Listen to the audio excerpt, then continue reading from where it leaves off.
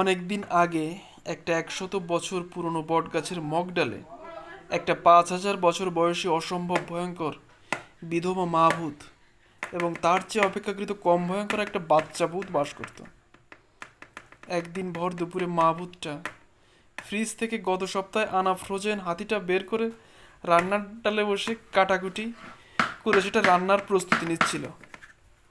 আর বাচ্চা ভূতটা তার পাশে বসে দুটা মানুষের কঙ্কাল পুতুল নিয়ে ঘাড় মটকামটকি খেলছিল।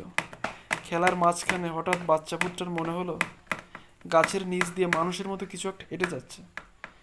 ভয়ে ভয়ে সে গাছের দিকে তাকাতেই দেখলো যে গাছের নিচে ছোট ছোট গাছগুলি নড়াচড়া করছে। তার পাশ দিয়ে মানুষের আকৃতির লম্বা কালো একটা ছায়া বিদ্যুৎ গতিতে ছুটে গেল।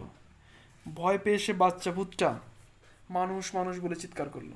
মানুষ মানুষ মানুষ। মা ভূতটা কি হয়েছে জিজ্ঞাসা করতে সে ভয়ে হাঁপাতে হাঁপাতে বলল, মা মা, বাইরের গাছের নিচ দিয়ে একটা কালো ছায়া বিদ্যুতের গতিতে ছুটে যেতে দেখেছি। কি ভয়! তোরে কইছি না এই দুনিয়ায় মানুষ বলতে কিচ্ছু নাই। শয়তান শয়তান ছাড়া একটা কাউয়ার বাচ্চা কাউয়া। যা এখনই চোখের সামনে থেকে যা।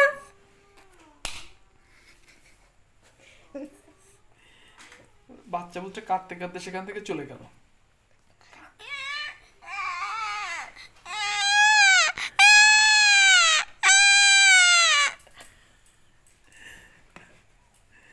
অতঃপর ভয়ঙ্কর মা ভূতটা বালতি দিয়ে ঝোল তুলে আপন মনে তরকারির লবণ টেস্ট করতে লাগলো। লবণ টেস্ট হয়েছে রে, হাতির বাচ্চাটার মাংস খুব টেস্ট হয়েছে। তোমার যা শিখিয়ে দিয়েছে তুমি কিচ্ছু মনে রাখতে পারোনি। হ্যাঁ, আর গরু একটা অশিক্ষিত মূর্খ। ছোট বাবা কিন্তু ঠিকই